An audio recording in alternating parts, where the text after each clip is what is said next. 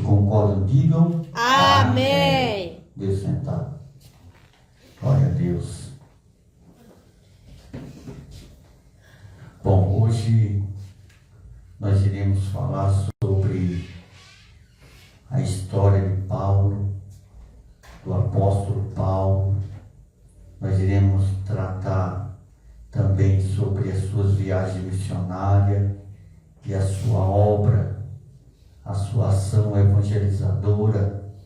Aleluia, glória a Deus. Nós temos trabalhado um estudo, aleluia, para tratar deste homem, aleluia, ao qual nós lemos que Jesus escolheu ele para uma obra maravilhosa, sendo ele um vaso escolhido pelo Senhor para fazer aquilo ao qual nós conhecemos hoje. Aleluia, que está escrito nas Sagradas Escrituras. Sabemos que o Novo Testamento, aleluia, mais de 45% da escrita está relativamente ligada ao apóstolo Paulo, aleluia, em sua obra, em sua literatura, em sua história, em seu conteúdo missiológico que ele fez durante todo o tempo da sua vida. Bom, para nós começarmos a tratar um pouco de Paulo, eu quero tratar de Paulo, eu quero na verdade colocar Paulo como um personagem importante para o cristianismo. Eu quero também colocar Paulo como uma peça fundamental para a obra evangelizadora ao qual nós fazemos parte, que somos a nação dos gentios. Também eu quero colocar Paulo como uma pedra, um alicerce, como um ser que foi dotado de toda a capacidade intelectual, de toda a capacidade filosófica, de toda a capacidade de conhecimento histórico e conhecimento religioso também. Então, eu quero aplicar a Paulo essas importâncias, essas qualificações. Paulo, na verdade, ele nasceu entre o ano 5 e o ano 10 depois de Cristo, na cidade de Tarso, da Cilícia, como está em Atos dos Apóstolos 9, 11, do 21, 39, 22 e 3. Ele, Paulo, era filho de judeu da tribo de Benjamim. Paulo também, ele foi circuncidado da sua carne do prepúcio aos 8 anos, aos 8 dias de nascido, como era costume da tradição judaica. Paulo, na verdade, ele era conhecido e renomado. São Jerônimo classificou Paulo como ele uma perfeição em critério religioso. Paulo, na verdade, era um homem que tinha toda a tradição e todo o conhecimento judaico. Paulo também, e Jerônimo quis classificar Paulo também, ele era um homem que era dotado de toda a perfeição de conhecimento acadêmico, histórico, filosófico, cultural, regional. Paulo, na verdade, ele era um homem que dotava de toda a filosofia judaica. Paulo também era tratado por Jerônimo como um homem que era, na verdade, retentor fiel da lei do Senhor. Era um homem também que era dotado da capacidade intelectual de sua mensagem ser agregada a lei do fariseísmo. E Paulo também era um personagem que foi criado para isso. Paulo, na realidade, Jerônimo, ele, em sua ortografia, ele quis classificar que Paulo nasceu para ser um rabino. Paulo nasceu para ser um homem importante dentro do sinédrio. Paulo nasceu, na verdade, Paulo foi instruído desde o seu nascimento, desde a sua criação, para ser um dos rabinos mais importantes da época. Por isso que muitos exegetas e muitos historiadores, eles não acreditam na redenção de Paulo. Eles não acreditam na regeneração de Paulo. Muitos não acreditavam que Paulo realmente havia se regenerado, havia praticado a sua redenção através do cristianismo. Por isso que isso ficou classificado por Jerônimo como uma importância para o momento histórico da vida do apóstolo Paulo. Paulo também ele tinha uma profissão. Paulo era artesão, ele construía tendas. Paulo, na verdade, ele tinha a sua ocupação diária. Paulo, além de ter a sua ocupação diária, ele era devoto também aos ritos dos fariseus, ao rito, na verdade, que era se aplicada ao tempo daquela época. Mesmo praticando o seu trabalho diário de artesão, ele era convocado para as 3 orações diárias que havia no templo. Paulo trabalhava, mas Paulo era criado na oração. Paulo trabalhava, tinha a sua vida cotidiana como qualquer um de nós temos, mas Paulo era ferronho, assíduo defensor do Alcorão, defensor da lei de Deus, praticante, na verdade, de tudo aquilo que a lei e seus preceitos era estabelecido e regido pelo templo e pelos rabinos da época de Paulo. Paulo, além disso, além de Paulo também ele ter o seu trabalho diário como artesão, Paulo também foi um homem que se destacou porque ele não quis possuir família. Paulo, na verdade, ele quis ser solteiro para se dedicar ao trabalho do Senhor. Aleluia. Por isso que ele diz que todos fossem como eu, que ficassem só.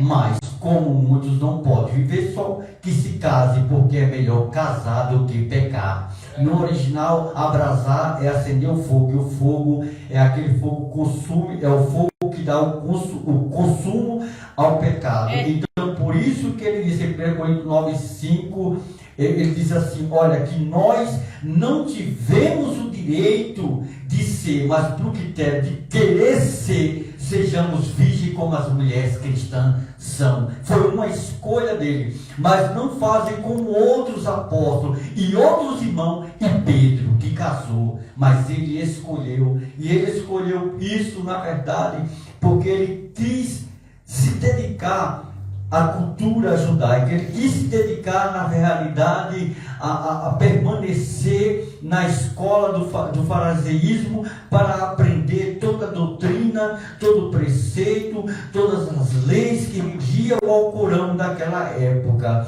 Paulo, ainda jovem, ele estudou aos pés de Gamaliel, ele se especializou em conhecimento da religião, ele se tornou fariseu, ele se tornou especialista rigoroso e irrepreensível no cumprimento da lei e seus pormenores. Nós vemos isso a partir de Atos 22:3, quando Paulo ele classifica e ele diz que ele, na verdade, se tornou especialista. Ele trata as suas qualificações no cumprimento da lei. A partir daquele momento que ele se torna um fariseu, ele também se classifica no Atos 22:3 em diante, que ele se torna uma pessoa zelosa pela religião. Na verdade, Paulo, ele começou, na verdade, a trazer esse zelo pessoal para a sua vida, e a partir daquele momento, ele começou a perseguir os cristãos. Então, essas são, na verdade, qualificações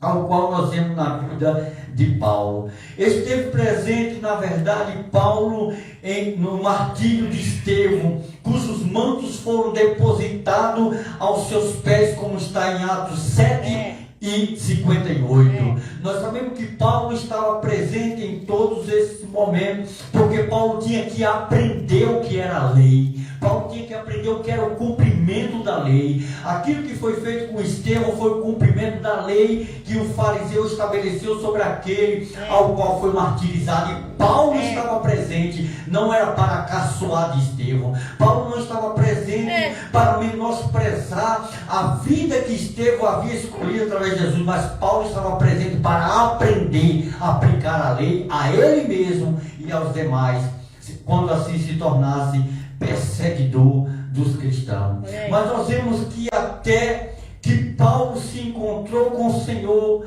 na entrada de Damasco, como está em Atos 9, do 13 ao 19, essa experiência mudou completamente a vida de Paulo. Aleluia. E isso é muito importante, porque a partir daquele momento, Paulo, ele deixou de ser perseguidor para ser um anunciador até a sua morte, provavelmente em 68 depois de Cristo.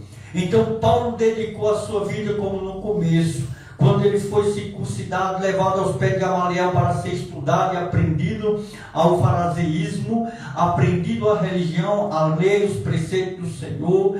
Paulo, a partir daquele momento que ele encontrou-se com o Senhor no caminho de Damasco, ele se tornou um anunciador do Evangelho. Este homem bem preparado, além de conhecer bem a religião, o que poderia ser comprovado por muitas citações que ele faz no Antigo Testamento, ele possuía boas noções filosóficas de método de retórica. Toda vez que Paulo aplicava alguma palavra para ensinar acerca de Jesus, ele usava texto do Antigo Testamento, porque a sua base, a sua fé, a sua crença e a sua lei estava fundamentada no Antigo Testamento. Aleluia. Então aqui nós vemos a primeira retórica de que a lei, os preceitos e o Antigo Testamento não foram abolidos da palavra. Aleluia. Porque o próprio Cristo usa o Antigo Testamento para expressar o real desejo e a real vontade de Deus. Aleluia. Para cada um de nós.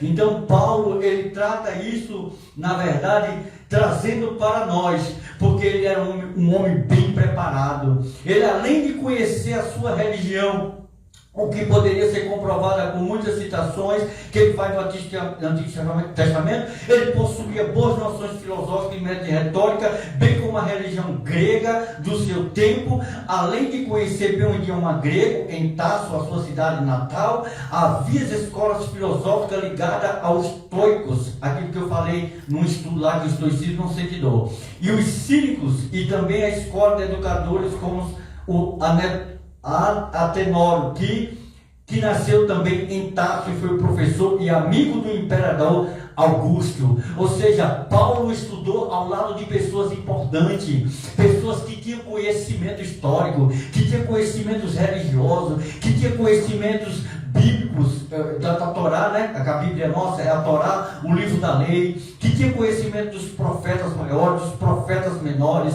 Então Paulo era um homem que era dotado de todo conhecimento. Ele estudou com pessoas importantes. Paulo tinha ciência, ele utilizava sempre frases desse educador Augusto para citar algumas das suas citações, como nós vemos em Romanos 14, 22, a parte A, quando ele diz: guarda para você diante de Deus a consciência que você ainda tem. Isso é filosofia, isso não é religião. E de onde Paulo aplicou isso? O seu conhecimento. Porque quando você está do lado de alguém que tem alguma coisa para te ensinar, você aprende. Mas quando você não tem, você desaprende até aquilo mesmo que você aprendeu. Então isso é importante, e eu frisei como os 3 pontos fundamentais da vida de Paulo, um desses. Então Paulo sempre se utilizava dessas frases filosóficas para aplicar o seu conhecimento de filosofia, de história, a todos os judeus, todos os gregos, romanos que ouviam ele, que participavam daquela reunião. Paulo também ele também era muito conhecido, a sua dinâmica, na verdade, de tratar com as pessoas de forma que as pessoas ouvissem, de forma clara. Ou seja, Paulo não rodeava muito, Paulo não tinha palavras muito complicadas para poder que aqueles que ouvissem ele entendessem de forma mais simples. Sim. Mesmo sendo um homem intelecto, um homem erudita, um homem que falava vários idiomas. Né? Paulo falava hebraico, Paulo falava grego, Paulo falava aramaico e as línguas e os dialetos de línguas de povos regionais, porque ele aprendeu isso no templo. Então, mesmo assim, além de ser erudita, Paulo também aplicava uma palavra de forma que alguém compreendesse de forma mais clara, mais objetiva, e isso trazia mais conhecimento para os cidadãos romanos, porque os romanos eles tinham mais conhecimento da língua grega e não da língua hebraica e aramaica. Então seria necessário que Paulo falasse para os gentios de forma que os gentios entendessem na língua deles. E aí se tornaria mais fácil, né? Então, mesmo com esse comportamento próximo, tá bom aqui, não? Tá valendo? Glória a Deus. Então, mesmo que ele trouxesse isso, né, ele mencionasse isso, em viver, na verdade, a cidadania romana, porque ele também tinha dupla cidadania. Paulo era romano e Paulo era grego, mas de natureza judia, como nós vimos lá em Atos 16:37. Embora não mencionasse isso em suas cartas, como desprezasse, pois para ele a verdadeira cidadania era de outro tipo, porque Paulo nunca expressou em suas cartas o seu real conhecimento, a sua real natureza. Ele nunca quis deixar expresso em suas cartas, como se ele desprezasse esse conhecimento que ele tinha, essa formação acadêmica que ele tinha, esse conhecimento real que ele tinha, como que se ele desprezasse, para ele não fosse nada. Por isso que ele diz que não haveria proveito nisso, desse título que ele tinha, né? Bem como toda a bagagem cultural adquirida para conduzir todos a Jesus, como nós vimos em 1 Coríntios 9:19 ao 22. Ainda lendo as suas cartas também, nós percebemos que o caráter e o temperamento do apóstolo, às vezes era muito meigo e carinhoso, outras vezes severo. Não abria mão da ideia e ameaçava com castigo quando era contrariado, como nós vemos em 1 Coríntios 4:21. Escrevendo às comunidades, comparava-se à mãe que acaricia os filhinhos, sendo capaz de dar a vida por ele, como está lá em 1 Tessalonicenses 2:7 ao 8. Sentia pelos fiéis as dores de parto, como está em 4:19 de Gálatas. Amai-vos por isso e se sacrificava ao máximo por eles. Havia sacrifício na vida dele também, como está em 2 Coríntios 12:15. Mas era também o pai que educava, 1 Tessalonicenses 2:11, que por meio do Evangelho conduzia as pessoas à vida nova. Pelas comunidades que fundou, sentia o ciúme de Deus, temendo que ela perdesse a fé quando se fazia necessário, exigia a obediência. Então Paulo, quando ele expressava que o Espírito de Deus sente ciúme, na verdade, de nós, ele quis expressar também que ele sentia ciúme quando alguém se afastava da fé, por causa de alguma coisa. Então muitas das vezes é apresentado como alguém que é distante do povo, da sua comunidade. Ou seja, mesmo que Paulo era cidadão romano, ele não se misturava.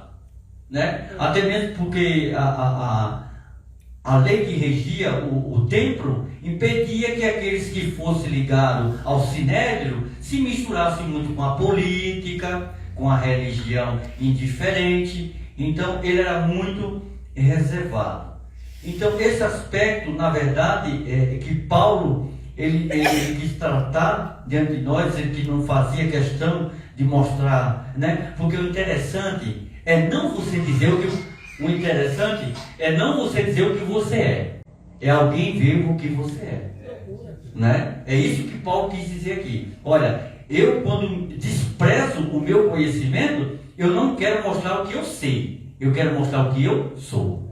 Então é isso que Paulo ele quis tratar, na verdade. Então muitas das vezes ele mesmo se mostrando como distante do povo, incapaz de manifestar sentimentos indiferentes aos dramas da pessoa, antifeminista, moralista. Os que vê Paulo com esses olhos esquecem de suas viagens, cadeias, sofrimento e, sobretudo, de sua paixão pelo povo, como está em 2 Coríntios 11:23 ao 29. Paulo também ele era capaz de amar todos os membros de todas as comunidades, sem distinção, chamando-os de queridos, amados e irmãos, como está em 1 Coríntios 4:17. Então, e tornando muitos deles filhos, como ele tratou Timóteo na verdade, né? E observando essa frequência com que ele usava essa expressão, tudo sempre continuava expressando, na verdade, a mais cautelosa, mais cauteloso modo de expressar a sua ideia cristã e transparecer para os demais, de forma visível. Por isso que todo o seu apostolado foi carregado de quê? De sofrimento. Então, o que Paulo via? Para que alguém cresce nele, naquilo que ele falava, ele tinha que sofrer. E nós hoje não quer sofrer. Esse é o problema. Quer ser apóstolo, quer ser discípulo, quer ser padre, quer ser pastor, quer ser o papa, mas não quer sofrer. Né? Mas Paulo não. Paulo ele quis mostrar aqui para nós que quanto mais ele sofria, e o sofrimento de Paulo, nós sabemos que não é só sofrimentos externos, tá, irmãos? Vamos acabar com essa ideia. Paulo tinha problemas emocionais nele mesmo. E muita. Então, quanto mais ele sofria, ele achava para ele, e isso é verdade, eu não sei se vocês já notaram isso, parece que quanto mais a gente sofre, mais Deus usa a gente. Que seria assim, teria que ser assim, quanto mais feliz eu estou, mais Deus tem que me usar, né? Não, é o contrário. Porque a felicidade que dá em você é sua. Então, a felicidade de Deus não pode transparecer na sua. É quando você está triste, é que Ele vai te usar para que a felicidade dele transpareça em você. Operando que através dos milagres, dos prodígios, das maravilhas. Então, era isso que Paulo ele queria. Ele era carregado desses sentimentos, né? Na verdade. Então, ele também encontrou dificuldade para ser aceito como apóstolo. A suspeita o viu de fato a ter sido perseguidor, sobretudo, porque não foi escolhido pessoalmente por Jesus. 14 anos após a sua conversão, ele subiu para Jerusalém, junto com Barnabé, para o primeiro concílio, onde defendeu a não circuncisão para os pagãos. Veja bem, depois de 15 anos do cristianismo fundado em Jerusalém, se houve o primeiro concílio para debater entre os rabinos e entre os sacerdotes, os levitas, se a circuncisão após o cristianismo tinha que ser lei ou não. Por exemplo, a partir daquele momento, era necessário de fato ser circuncidado ou não precisava mais, porque Cristo já tinha pagado pela circuncisão com seu sangue na cruz. Então, nesse concílio, na verdade, eles estavam debatendo entre eles, né, para ver se realmente deveria se circuncidar. Ou seja, porque muitos estavam gregos e romanos e muitos novatos orientais e asiáticos, eles queriam se converter ao judaísmo. Eles queriam aceitar a fé, mas eles teriam que ser circuncidados para poder fazer parte. Ou seja, para você fazer parte aqui, você tem que ter uma marca. Quando você vai para uma igreja nova, quando você vai congregar numa igreja nova, o que é que eles fazem com você? Você passa aquele período ali, aí depois você é apresentado, você é orado, e depois é te dado o quê?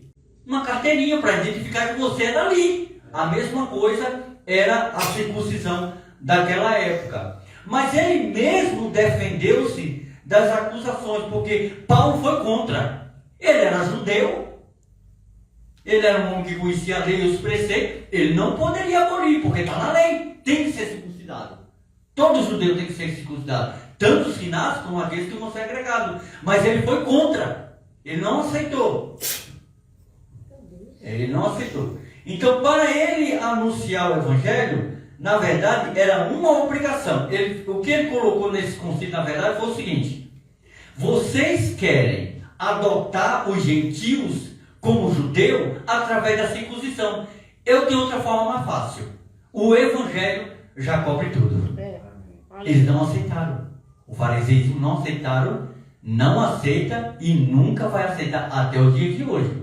Porque nós sabemos muito bem, não precisa ser teólogo, não precisa ser conhecedor da Bíblia, historiador, para entender que os fariseus não se unem com os gentios. Os judeus não aceitam esse termo. Então, ele disse, olha, vocês enquanto lutam para circuncidar os gentios, eu digo para vocês que para mim o Evangelho é vida. Se apenas tiver o Evangelho, já é suficiente. Como está em 1 Coríntios 9, 15 a 17. Depois você lê em casa, só vai marcando. Em sua incansável missão de anunciar o Evangelho, Paulo sofreu muito, mas não desistiu. E muitos desistem, né? Ele passou por muitas situações. Muitas vezes ele disse, vi-me em perigo de morte. Vê só, dos judeus recebi 5 vezes 40 golpes, menos 1. 3 vezes fui flagelado, 1 vez apedrejado, 3 vezes naufraguei, passei um dia e uma noite em alto mar, fiz numerosas viagens, sofri perigos nos rios, perigo de ladrões, perigo por parte de meus irmãos de estirpe, os mais chegados, perigo dos gentios, perigo na cidade, perigo no deserto, perigo no mar, perigo dos falsos irmãos, mas ainda fadigas e duros trabalhos, numerosas, vigília, fome e sede, múltiplos jejum, frio e nudez. 2 Coríntios 11, 23, a parte B até o 27. Teve de lutar contra falsos missionários, 2 Coríntios 11, 10 ao 13, que anunciavam o evangelho fácil, que fugia da humilhação e da tribulação e anunciavam um Jesus sem cruz. Ou seja, é hoje o Jesus que existe sem cruz, né? Então, se nós pregarmos contra esses que ensinam Jesus sem cruz, nós somos um Paulo. Nós estamos fazendo o papel de Paulo. Ele diz, olha, se a lei, se a Bíblia diz, que é o nosso manual de regra de vida cristã e de fé, se a Bíblia diz que não pode, e lá diz que pode, a gente tem que combater contra. Paulo ele combateu contra, né? Ele foi sempre positivo naquilo que ele anunciava. O importante é notar é que para os judeus, alguém que fosse condenado à morte e suspenso numa árvore era considerado maldito por Deus, maldito de Deus.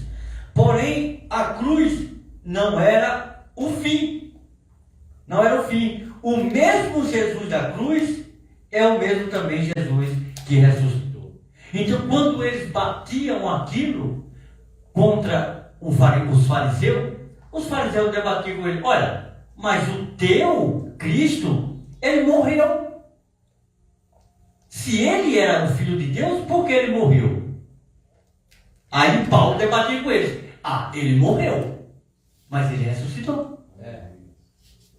Entendeu? Mas mesmo Paulo afirmando que ele havia ressuscitado, eles não queriam aceitar, eles não aceitavam, como não aceitam até os dias de hoje. Eles não aceitam que aquele nosso Cristo nasceu lá dentro da estribaria, no meio das fezes, das ruínas que havia ali, daquela pobreza, daquela coisinha. Eles não aceitam. Então, para eles, a circuncisão até hoje existe. Nós sabemos que o Iraque, a Cisjordânia, a Palestina, a faixa de Gaza, ainda tem essa prática de circuncidar muitas crianças quando nascem, porque é um costume deles. Mas para Paulo e para nós, o Evangelho é a nossa circuncisão. Aleluia. É aquilo que marcou nós, quando nós levantamos a mão, descemos as águas batismais, participamos da ceia, participamos do cálice, bebemos, estamos em comunhão, vivendo essa prática, essa vida cristã que o Evangelho nos ensina, nós já estamos circuncidados, não pela carne do prepúcio, mas pelo sangue daquele que foi derramado na cruz. Era isso que Paulo era defensor. Aleluia. Paulo era apologeta disso. Nós temos que ser apologeta disso. Porque tem pessoas que hoje, devido ao cristianismo ser moderno, as pessoas chegam e falam para ela de uma forma tão assim miraculosa que ela fala, meu Deus, é mesmo? Eu não sabia. Aí às vezes ela tem já tem uma ideia formada daquilo, e às vezes ela ouve aquilo que é novidade e ela aceita, e aí começa aquilo que ela acreditava a vida toda, desprezar. E aceitar aquilo que é novidade, porque é mais fácil. Mas o Paulo não é. Paulo era defensor, Paulo era apologeta, ele defendia. Né? Então, essa reconstrução da vida de Paulo pode ser feita mediante as duas fontes principais. Primeiro, eu usei aqui duas introduções que eu acho que liga mais o paradoxo da vida de Paulo. As passagens de suas cartas autênticas, e principalmente aquelas que eu psicografei aqui, né, que não vai dar para falar tudo, que é muita coisa. E 2, a passagem de Atos dos Apóstolos, do 7, do 58 em diante, até o final do livro do Atos dos Apóstolos. No entanto, na reconstrução da vida de Paulo, deve-se dar preferência ao que Paulo conta acerca de si mesmo. Pois a história de Lucas sobre as atividades missionárias de Paulo está condicionada por suas pronunciadas tendências literárias e preocupações teológicas. É aquilo que, na realidade, Lucas quis se interessar lá em Atos dos Apóstolos, acerca da literatura de Paulo. Lucas, na segunda parte do Atos, que é o 16 e 28 em diante, fala unicamente da atividade do apóstolo Paulo. Isso não significa que ele tenha sido o único missionário evangelizador. Paulo tornou-se símbolo de todos os missionários que souberam levar a boa nova de Jesus Cristo pelo mundo afora. Ele sozinho não teria atingido seu êxito se não fosse a grande ajuda de tantas pessoas que, com ele, abraçaram a fé e acolhiam eles em suas casas, como está em Atos 16 e 15.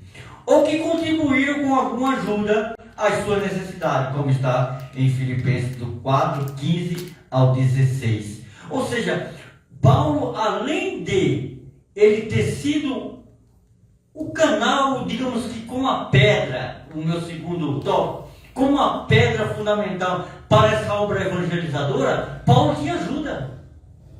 Paulo tinha ajuda. Eu não aceito, eu não concordo uma pessoa que se diz que ela tem um propósito na terra para fazer a obra evangelizadora ou para tomar conta de uma igreja, de um ministério de missão, evangelismo, e ele não tem uma ajuda de nada. Não tem um missionário na retaguarda, não tem um evangelista, não tem um auxiliar para ajudar ele. Eu não acredito nisso, porque o próprio Paulo, ele tinha pessoas que acolhiam ele nas suas casas para que a obra fosse feita, e aqueles que não acolhiam, porque a família, a tradição proibia por causa do fariseísmo, mandava recurso para ajudar ele. Ou seja, mesmo se você não vai, tem alguém que manda o recurso. Não tem igreja que é assim, a pessoa nunca foi lá, mas todo mês ela ajuda. Todo mês ela ajuda. Ela não ajuda no braçal, não ajuda na parte intelectual, na parte doutrinária, mas ela ajuda financeiramente. E era isso que Paulo queria expressar. Quando a pessoa está no centro da vontade de Deus, tem ajuda. Também é importante notar que nem sempre podemos ficar somente com as formações históricas de Lucas, que nos dá sobre Paulo. Você vê que Lucas, na verdade, ele quis tratar Paulo de uma forma mais minuciosa para que a gente entendesse que a sua chamada começa no 7, a sua ditadura, a sua retórica. No 8 ali vai acontecer, na verdade, o martírio de Estevão, ele vai estar presente, e ali não é Paulo, ele é Saulo. Ele se torna Paulo do 9 em diante, né? A partir da sua convenção. Então ele quis sempre tratar, Lucas quis tratar dessa forma literária sobre Paulo, esmiuçando as características daquilo que foi a obra evangelizadora de Paulo. E aquilo que é o papel fundamental da obra evangelizadora da igreja. Toda a obra, toda a retórica da obra missionária, evangelística, evangelizadora da igreja está baseada nessa retórica de Paulo, que o Atos Apóstolo conta. Todas as igrejas cristãs do mundo afora, elas têm a sua base, a sua fé e a sua doutrina fundamentada dentro do Atos dos Apóstolos, nessa obra evangelizadora, ao qual nós estamos estudando aqui hoje. Então, o Atos dos Apóstolos também, nós sabemos que foi escrito há cerca de 15 anos após a morte do apóstolo Paulo. Como se sabe, Paulo não era muito bem aceito em certos grupos cristãos, porque ele era, na verdade, fariseu. Lucas tentou resgatar a imagem, o trabalho evangelizador de Paulo, que é para Lucas a figura ideal para representar o caminho do discípulo na história. Se um dia eu tiver a oportunidade, eu vou dar um estudo ainda sobre discípulos e apóstolos. Porque discípulo é uma coisa, apóstolo é outra, né? Então, o caminho feito de testemunho em meio aos conflitos mostra, portanto, que o caminho do discípulo não é diferente do caminho do mestre. Porque ele mesmo sendo mestre, também ele era discípulo. E a sua formação acadêmica induzia ele e o seu chamado para que através dele formasse discípulo. Então, discípulo faz discípulo. Um discípulo faz outro discípulo. 2 discípulos faz 2 discípulos. 4 discípulos. E assim é a vida daquele que tem a sua obra firmada nesse ponto aqui de Paulo. Então, nós vemos que o Evangelho de Lucas, na verdade, o Evangelho de Lucas, por isso, serve de alguns, não todos, fatos marcantes da vida de Paulo, apresentando o seu modo segundo a sua visão. A estrutura do Atos Apóstolo muitas das vezes coincide com o Evangelho de Lucas, porque foi o próprio Lucas que escreveu o Atos Apóstolo. Então, alguma coisa que tipicamente em linguagem de figura é falada no Evangelho de Lucas, está lá em Atos Apóstolos também, porque é a mesma, é mais ou menos o mesmo fundamento teológico. E é isso que Lucas ele quis expressar de muita forma. É porque tem muita gente que não entende o livro de Atos Apóstolos. Mas o livro de Atos Apóstolos tem uma importância muito grande para a igreja. Tem um ensinamento muito grande para a igreja, porque foi lá que a igreja nasceu. Foi lá que a igreja, no capítulo 1, ali em diante, já começa toda a narrativa do nascimento da igreja. Então, Paulo, na verdade, ele queria tratar dessa forma. Então, Lucas, quando trata isso, ele não quer tirar para si toda a estrutura que move a missão de Paulo. Ele também não quer, na sua narrativa, abolir aquilo que está ligado às cartas de Paulo.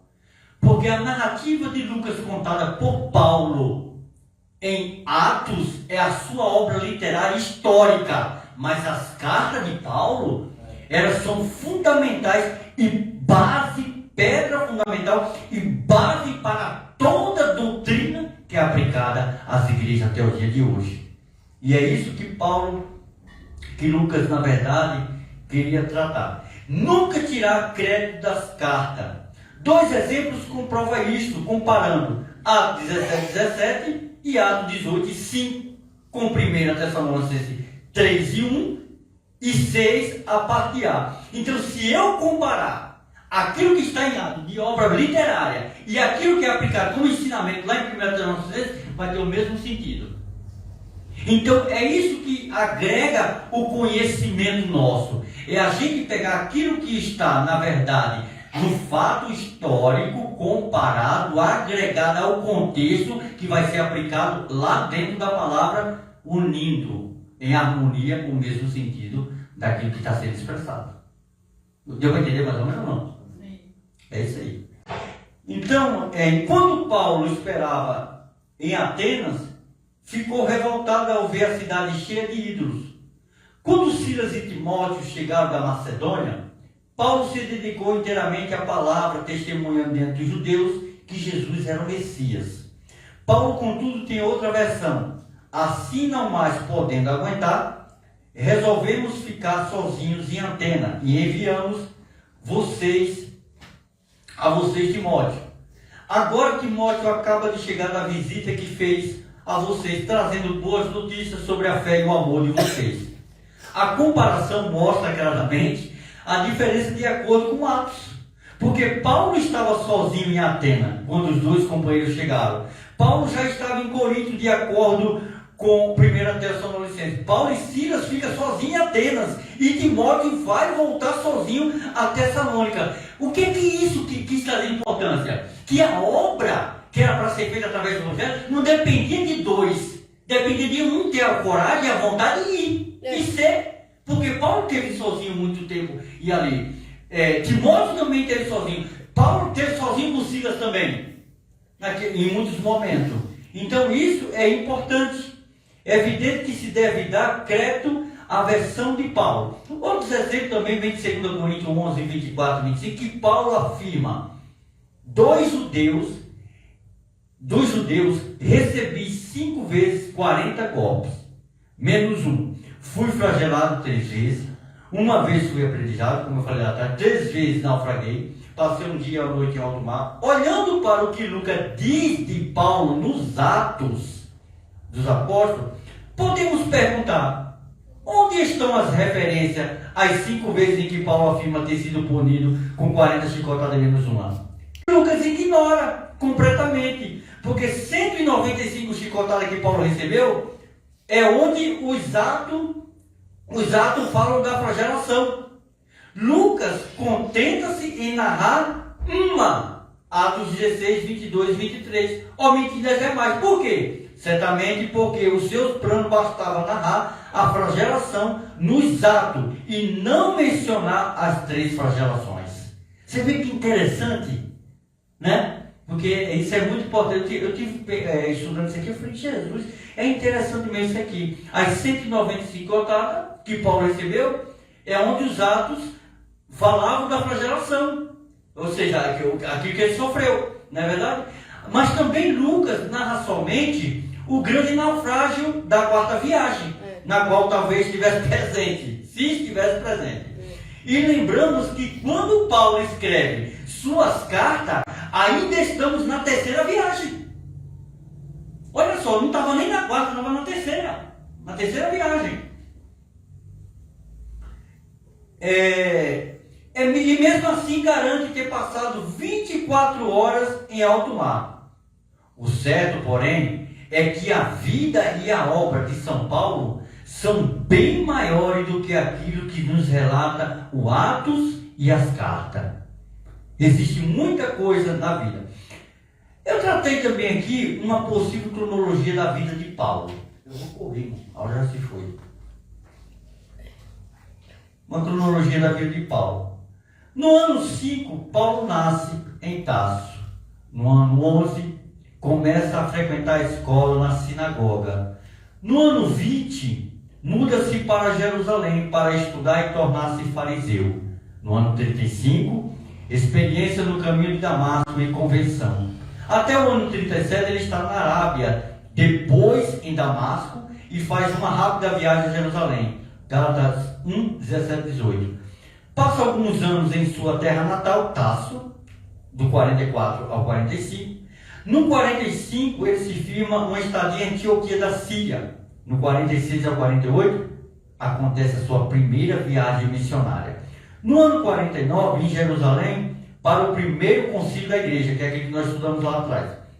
No ano 49 a 52, é a sua segunda viagem missionária. Dos 53 ao 58, a sua terceira viagem missionária. Dos 59 ao 62, quarta viagem missionária. E no ano 68, ele morre em Roma, como está no ato 28, 30 ao 31, em prisão domiciliar.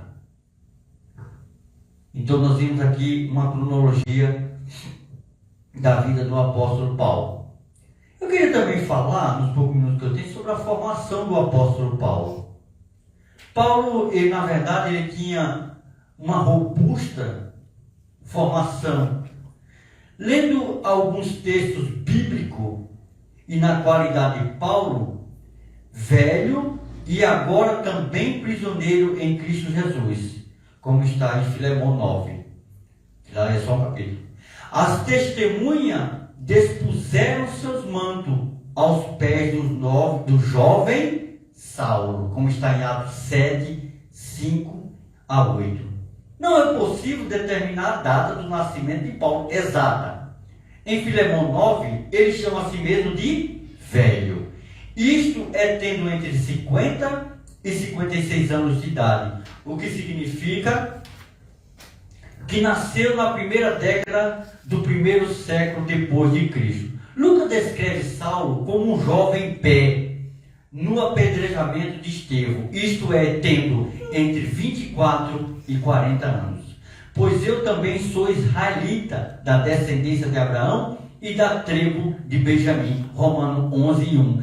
É a primeira vez que Paulo ele declara quem ele é e quem é a sua descendência. Ele é israelita e ele também é da descendência de Abraão e da tribo de Benjamim. Romanos 11:1, parte B.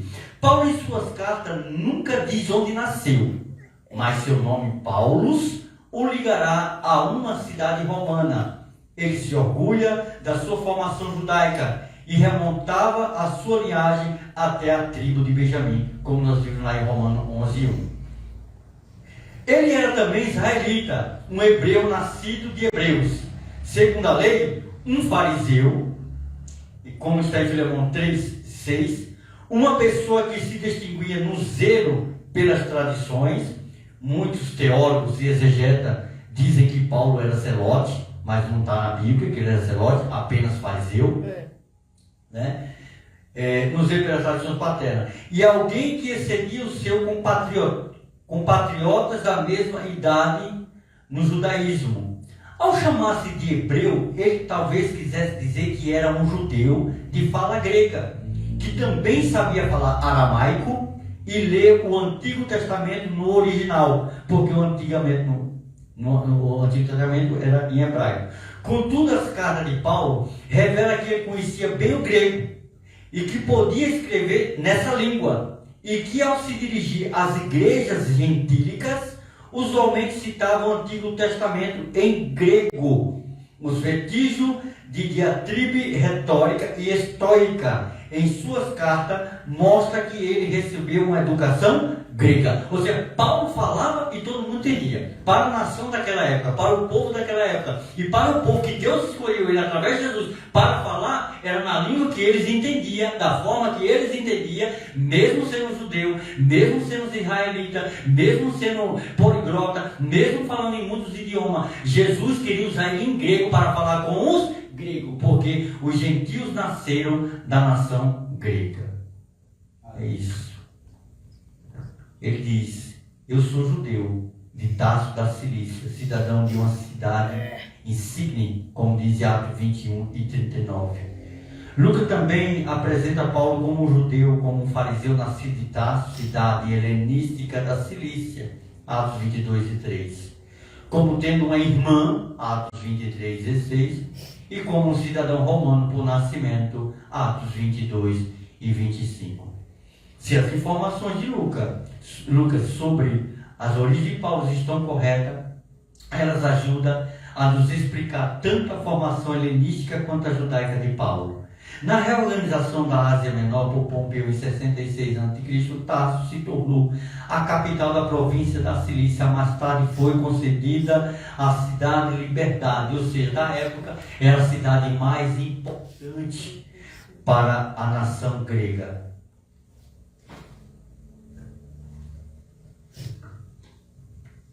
Estou terminando.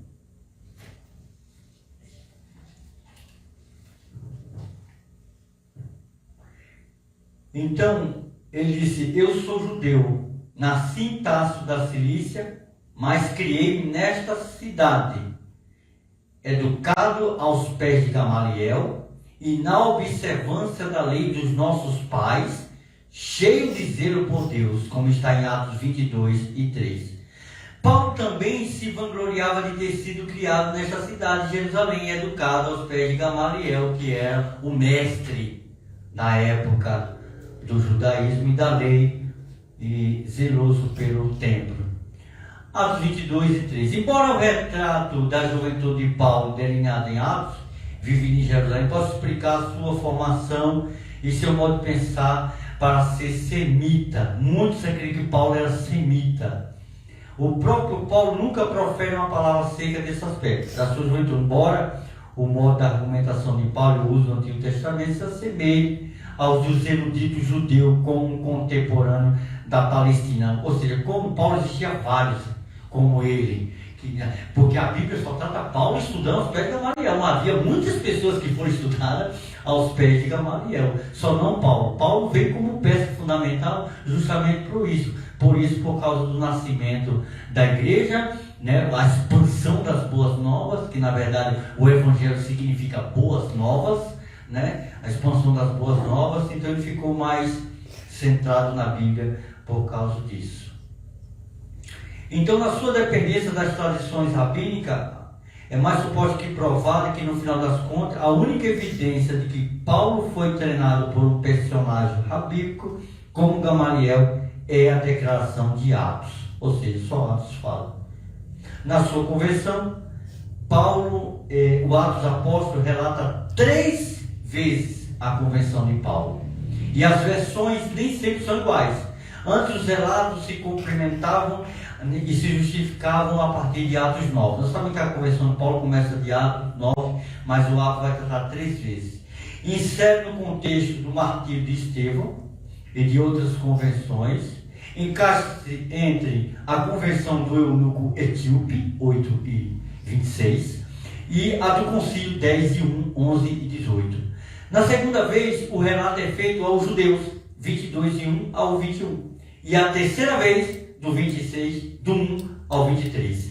E é narrada diante das autoridades políticas, judias não cristãs. No plano de Lucas, os 3 relatos da conversão de Paulo seriam uma espécie de proclamação universal aos cristãos e aos judeus e aos não-judeus, porque Lucas deseja mostrar o universalismo da mensagem de Paulo. Como é que Jesus pega uma pessoa que é hebreia, porque ele é hebreu, israelita, da tribo de Benjamim. Ele tem agora a cidadania romana, a cidadania grega, agrega as 3 nações, os 3 povos mais antigos, une uma linhagem de conhecimento e racionalidade e usa para implantar a igreja na terra. Porque Deus não pega qualquer um para fazer as coisas. Aleluia. Jesus não quer qualquer um para fazer as coisas. Ele quer unir o útil ao agradável para fazer a sua vontade. E isso é muito importante. Eu estive pensando que coisa, esse universalismo da vida de Paulo e a sua mensagem foi demais. O evento da Damasco foi sempre conhecido como, historicamente, como a conversão de Paulo. Está lá. Comemorado no dia 25 de janeiro. Porém, Paulo não utilizava nunca a palavra metanoia. A palavra metanoia é a palavra grega original que significa conversão. Conversão, metanoia. Também o que acontece com Paulo não segue o sentido que o Antigo Testamento e os profetas davam a metanoia, que é voltar, retornar.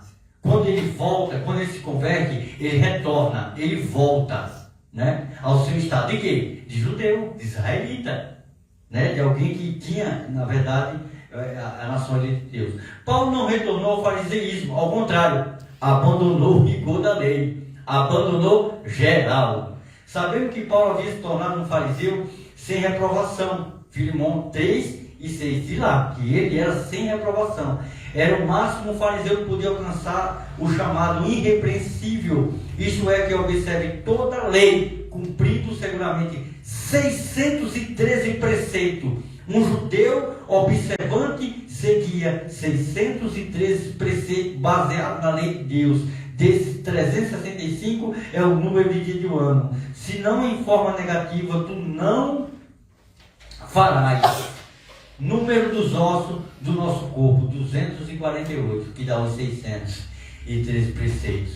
São essa forma positiva. Então, os fariseus, na verdade, que a palavra no original quer dizer separados, de fato acreditavam que o Messias viria quando todo o povo cumprisse a lei finalmente, considerando que o povo da terra e da Galileia uns malditos porque não cumpriram a lei. Como está em João 7,49. Saúde. Portanto, o que Paulo faz é encontrar, estou terminando, o que Paulo faz é encontrar o verdadeiro caminho, encontrar-se com o Senhor. Depois da experiência do caminho de Damasco, ele volta a estudar tudo o que tinha aprendido e se dedicar a conhecer a mensagem de Jesus. Sem dúvida, um longo processo até abraçar a vez e o seguimento de Jesus Cristo, tornar-se um grande evangelizador. Paulo seguramente não viu Jesus histórico, nem ouviu a sua voz e suas palavras. Teve uma forte experiência com Cristo ressuscitado, como está em Atos 9, 3 ao 9 e 1 Coríntios 15 e 8. Alguns não queriam reconhecê-lo como apóstolo, pelo fato de não ter sido um dos 12 apóstolos, de não ter sido escolhido por Jesus e de não ter vivido com ele. Então, dentro desse aspecto, irmãos, eu trouxe uma breve e singela história e literatura da vida do apóstolo Paulo. Nós sabemos que o apóstolo Paulo, ele foi muito mais de tudo isso que eu falei aqui.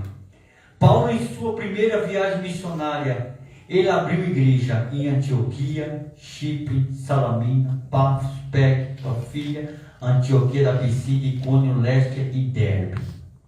Em sua segunda viagem, Paulo abriu igreja em Telemaico, em Tiro, Sidão, em Tarso, em Troide, em Neápolis, em Filipe, Tessalônica, Berea, Atenas, Corinto e Éfeso. Em sua terceira viagem, Paulo ainda, antes de morrer, antes do fim da sua vida, ainda abriu igreja em Derbe, Listra, Icônio, Antioquia da Pisídia, Éfeso, Asson, Negópolis, Filipe, Antípolis, Corinto, Antena, Berea, Tessalônica, Milito, Pátara, Tiro, Cesareia e Jerusalém. Paulo foi um grande fundador de igreja. Paulo não foi apenas uma pessoa que nasceu para ser aquilo que ele queria ser. Paulo não foi apenas um apóstolo que nasceu para trazer uma tradição judaica, para afligir o povo de Israel, o povo israelita, os gentios, levar mártir. Não. Paulo foi um grande mestre, foi um grande fundador, foi um grande evangelista, ele foi um grande canal, ele foi usado. Todas essas igrejas aqui, Paulo abriu durante toda a sua vida. Nós sabemos que, na verdade, além de toda essa narrativa que Atos conta, porque tudo que eu contei está em Atos dos Apóstolos, nós sabemos que, além de toda essa narrativa, Paulo ainda deixou as cartas paulinas, Paulo ainda deixou as suas cartas pastorais. Nós sabemos que Paulo escreveu 13 cartas, aonde está baseada toda a doutrina, todo o segmento que a igreja deve seguir para que ela tenha fruto, e para que ela dê fruto, e para que ela propague o evangelho do Senhor. Que Deus abençoe a todos. É a palavra do nome do Senhor.